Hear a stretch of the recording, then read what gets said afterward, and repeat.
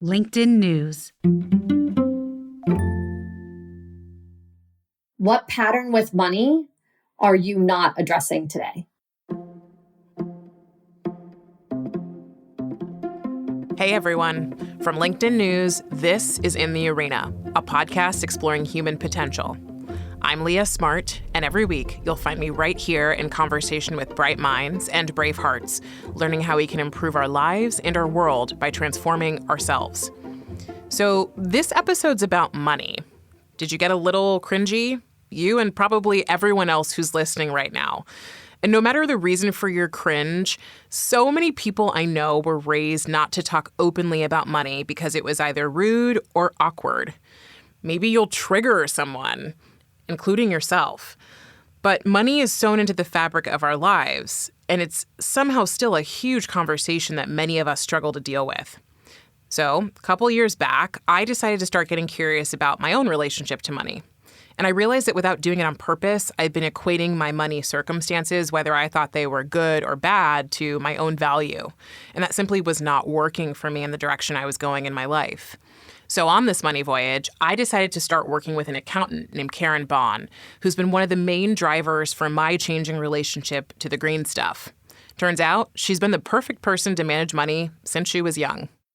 I was always pretty much intrigued with the concept of money. I vividly remember a project I had when I was in elementary school where we had to plan a trip to go to Disney World, and you had to take the map and actually budget out the cost of every day based off of gas and food and a hotel. And you only had so much money, and you had to figure out how to get to Disney and back with your family. And it's so funny because I really enjoyed that. So I think to some degree, that's kind of always been something that's interested me, of being able to understand how money works. Karen's also got some powerful ways to look at and understand money that supports a better relationship to it, no matter how much or how little you think you have. Before we get into that, though, let's do a quick caveat on privilege. So, as we all know, we enter this world with differing levels of privilege in a multitude of areas: geographical, financial, in our family structure, our race, our gender, education. The list goes on. When it comes to how we grew up, we all have a different money story.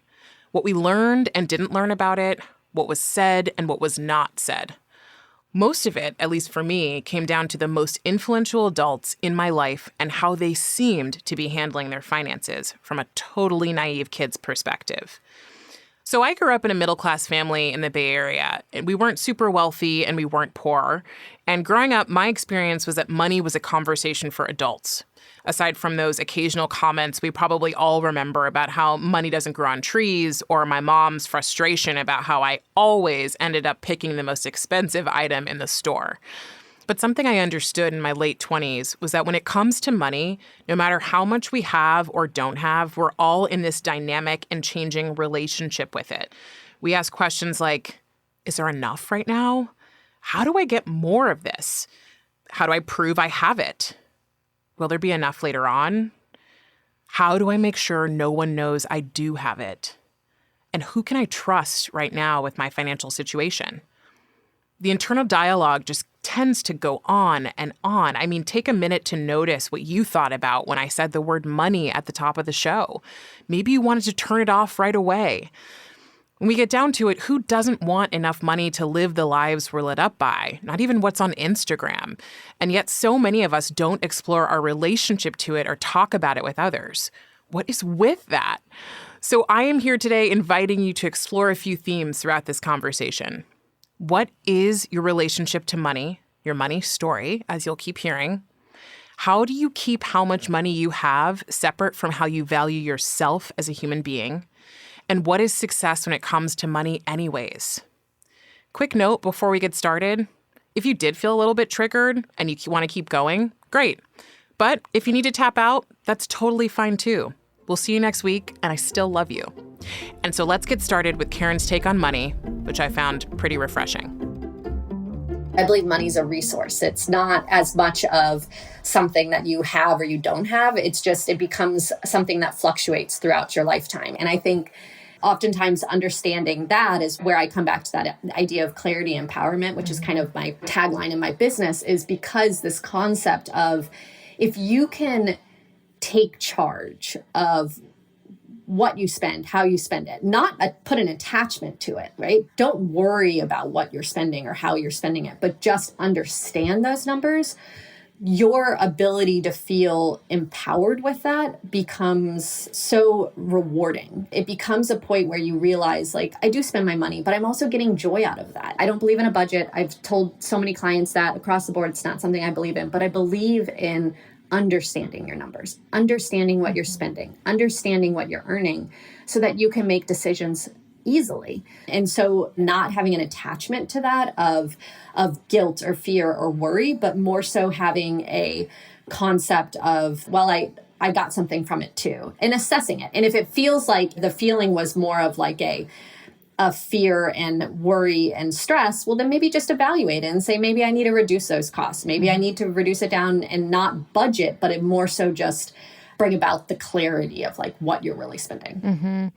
So, on this show, we focus so much on how to reach your own potential, but we can't really talk about that without talking about money because it is, in the fiber of our experience. So I'm curious, Karen, you've worked with people who are high net worth individuals and, like you said, people who don't have a whole lot of money. What are the themes that you see come up among those people? I think the underlying theme is definitely, it doesn't matter where you are on the spectrum, you're still kind of worried in the back. Like, are you doing the right thing? Are you not doing the right thing? I think the difference is the level of what your worry is. What it is that we're talking in numbers. So for some person who doesn't make much, a concept of $10 is substantial. But when a person is in the hundreds of thousands or hundreds of millions, a 50,000 isn't substantial. Money is such a common theme that is ingrained in our society. It is something that frankly empowers most conversations, in the sense of most conversations start there. Well, what do you do? And how are you doing that? And someone's going to pin you of that type of person. Like, oh, well, you do that. And, you're an attorney, or you're, this or whatever, you're a doctor. Or I often challenge people to kind of take that out of it, because I really do believe that at our core, we still have the same challenges and the things going on. It's like I said from before, it's perspective of where that is. In my experience, money became fearful for me when I realized as an adult that it was something that I just didn't understand, because it was something that in my world was not discussed. It was almost rude or taboo to talk about money. And I think the intention of that was good, right? The intention was to ensure that, you don't worry about what doesn't need to be worried about, right? Or like, this is kind of adult stuff, not kids stuff. But then getting older and realizing like, oh my gosh, I haven't been educated really on this at all. There's no formal education on it. And in fact, I was just reading an article last week that Michigan, I think, has become the 14th state to mandate high school education and personal finance. And so, just thinking about the fact that like that didn't exist for us, and it doesn't exist for even most kids today, is part of the reason that we have so many struggles with it, and it sits at the center of our world. I think in part is because of the fact that we haven't been educated on it. Now, the other part, of course, is, the country that we live in. Money is a conversation for people, whether they have a lot or a little. And for me, my personal challenges with it and even shame with it was like I equated money to my own value. So I love that you said like money is a resource, because that allows you to start to detangle the idea of how much money or how little money you have from your own value as a human being.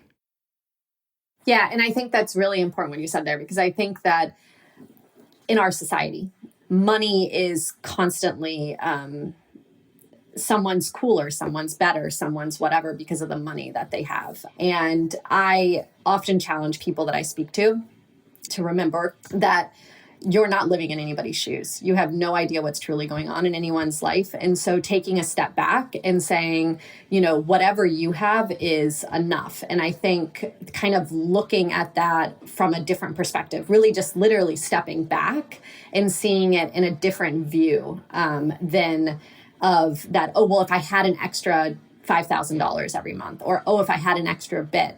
One of my other clients that I have, she'd asked me one time to do a whole bunch of content around sexy numbers. The idea of we as entrepreneurs, particularly because that's what I deal with primarily, have this idea of like, oh, I can't wait to make it to sexy numbers. But then you don't realize that once you get to these sexy numbers, these really big numbers of income, both monetarily within your business and how you manage it, but then also a tax side, what the effect of that is. Like, you increase everything, and the increases of expenses go up, your taxes go up.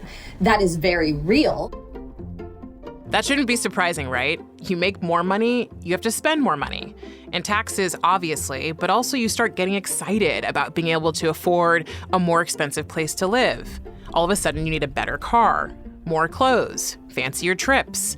And out of nowhere, those money worries that dissipated when your income increased come pouring back in. Or you lose your job, or want to switch to a lower paying career, and you just find that you're stuck. When we get back, Karen helps us get to the bottom of how to optimize our relationship with money as our lives continue to change.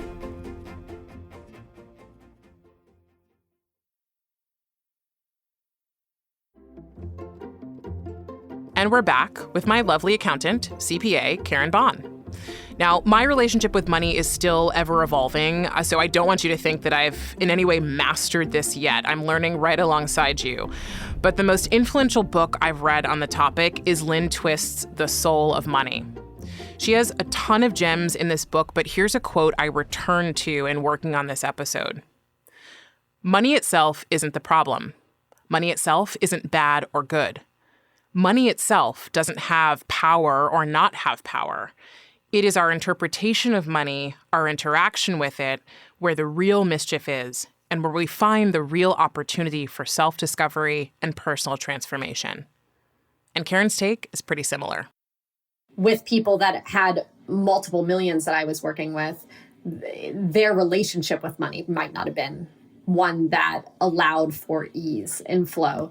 Whereas I have worked with other people who there's a lot more fluidity and not worry. There's a lot more ease. They might not be making as much, but there's also varying levels of, like you even said, happiness there, of just, not feeling an attachment to it. And I think that's really the core for me, is not feeling an attachment and worry, just letting it kind of flow. This is a perfect conversation for right now, the era that we're in right now with the stock market the way that it is, and potential changes in how our economy has been working for, years. And so I think that remembering that jobs change, account balances change, expenses grow, expenses decrease, taxes increase, taxes decrease from year to year. But I always challenge every client I have, and I know you know this, Leah, where I truly, truly at my core believe that if you pay attention all year to what's going on, even sit down and say, hey, what's your in, what's your out? That doesn't mean you have to do it on a regular, but just doing it one time is going to be empowering.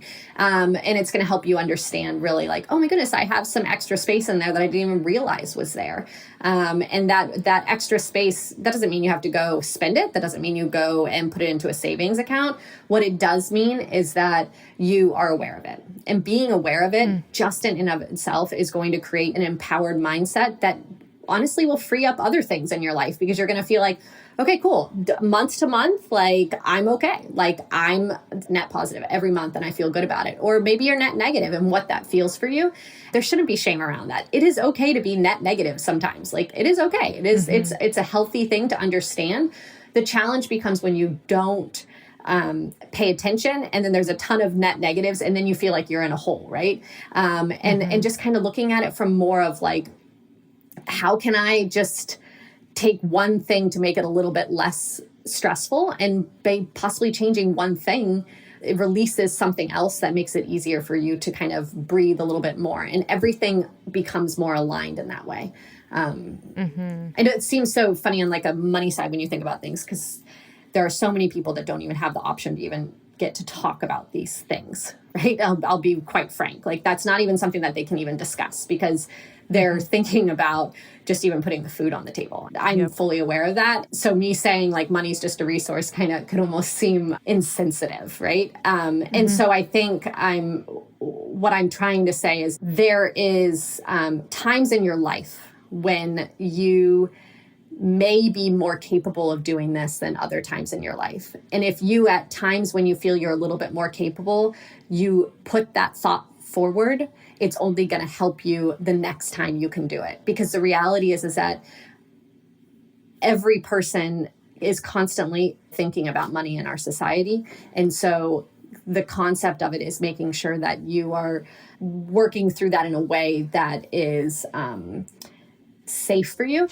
Yeah. Well, I'm glad that you brought that up. I think, our conversation is one between two people who have, a level of privilege that maybe doesn't match other people's, but also is, different than other people's. So like the levels of privilege of people who may be listening to this from a financial perspective is varied. Mm-hmm. And honestly, as someone who's had my own financial challenges and quite frankly is still figuring those out, I understand the feeling. I understand all feelings, actually. Like I understand the feeling of going, oh my God, I don't have enough. And the feeling of going, oh my God, I have a lot. Mm-hmm. Now, I think education and now my work history changes what I believe about what's going to happen for me in the future in a way that opens up possibility. So I also think that in itself is a privilege. But at the same time, I think there are probably small steps that people can take, right? So going from saying like, I've tied my personal value to the amount of money I make, and so therefore I'm either like better than everyone or worse than everyone or right in the middle, there are steps you can take to sort of start to unravel that. But I think to your point, it's not a jump from money is, the biggest problem in my life to, oh, money's just a resource and everything's fine. Right. No, 100%. And I think that's what even me said about like myself. I think even on my own personal journey that I have, I know, once again, back to the idea of impermanence, there are going to be moments, even in my journey, that I'm not going to always feel like everything is great and money's a resource. There's nothing wrong in not feeling like that too. You know what I mean? It's literally just a journey, and it's the fluidity of it and understanding it. That's what I challenge people to, more so than, that for me, it's a perfect example. There are times when I don't want to look at my bank account, right? Because I feel I've spent a lot, or I feel like I'm like, oh goodness, I got to go deal with this, right? Whatever number of things happened in life, right? But I challenge people to just look at it, because it's not going to help if you don't pay attention to it. Paying attention to it is what's going to allow you to go, okay, good, close the book. That doesn't mean you have to dive deep and do a whole analysis and, build a trip to Disney as you were talking about, but you can also just know what that looks like for you, know how it makes you feel, recognize it and move on. And like you said, it's an attachment that you have to remove. It's not easy. I still will have attachments to it, and I know I will throughout my life. That is reality. The only thing is that I have learned to teach myself as best I can to try not to have an attachment to it, that it's okay to spend at times and there's okays to not. And so just feeling that and being okay with that is what for me is important, because there's going to be time when it's not as easy as other times. So. Yeah. So it sounds like the money story you would leave us with is, the only phrase that comes up for me is this radical acceptance. And it's like radical acceptance of, where you are, radical acceptance of the fluidity of money as a resource or as something that you're going to need for the rest of your life. And I might add too, it's also the understanding that it can change, it can go up or down, right? Because there are so many stories in the world of people who have grown up with very, very little, and in circumstances that we would say this person would never end up where they did end up. And so I always like to balance the accepting what's true now. Sometimes that's harder for me, but it's also, saying what can be true for me later on, and not saying that acceptance is a choice of being complacent. It is looking at what's happening today, but then deciding what you want to create for tomorrow, and like whatever your sexy numbers are. 100%. I think that is the truth. I'm a believer that we create in our life, and we are fortunate in so many ways, like you said, varying levels of privilege along the way. We all can work hard to create something that we want in our life. And I think too, I had listened to this whole bunch of stuff about gratitude at one point along the way. And I was talking about the fact of gratitude in the sense of gratitude's not just like, oh, I'm so thankful for the trees outside, or I'm thankful for this conversation right now, but it's acceptance and gratitude for kind of the things that are uncomfortable too, right? And saying like why that experience and being grateful for that experience, even though it may have been something that quote unquote would have been a bad experience, what was created from that. So I think about that even from a monetary side. Like if things go down, or maybe a job wasn't available, or maybe something changed monetarily for you, like why? And kind of just looking at it and kind of asking those questions, like asking why from a sense of a pure moment of asking, not a worry or fear, just like, okay, I understand that. And then I accept it and I move on and kind of going from there. Yeah, that's like, we call that like black belt level gratitude. And then also, I love that you're tying in this idea of meaning, which, I've talked about before on this show. It was added a couple years ago as the 6th stage of grief, is making meaning out of the experience. So, I think it's so important to connect those dots. All right, Karen, I'm going to have you answer these 3 big questions as it relates to how you work with money and how we can all work with money. So the first is better humans are giving, because when you give, you are not worried about the money that you may or may not have. Instead, you are thinking about those that need it more than you. Better work is an abundance of time over abundance of money. And a better world just really has more kindness in it. Love that. Thank you, Karen. Of course. Thank you. That was CPA Karen Bahn. One big thing before we go. When I started exploring my money story, I couldn't afford to hire someone to help me with it. You don't need to hire anybody to start looking at this topic right now. It's not always easy to look at everything that you've seen in the past or experienced when it comes to money, but it is over time truly liberating. So just ask yourself some questions about what you believe as truth. Get curious about what the other people in your life might believe as truth. And then start thinking about how you'd really like to rewrite your money story for yourself. If today's episode made you think about what you want your money story to be, share it with a friend. And leave us a rating before you go. Even more helpful, write a quick review. It helps other listeners like you find this show and grow with our community. And you can always find me on LinkedIn writing about human potential and meaningful living. In the Arena is a production of LinkedIn News. The show is produced by Michelle O'Brien. Joe DeGiorgi mixed our show. Florencia Ariando is head of original audio and video. Dave Pond is head of news production. Dan Roth is the editor-in-chief of LinkedIn, and I'm Leah Smart. Thanks for coming on the journey with me, and I'll see you next week.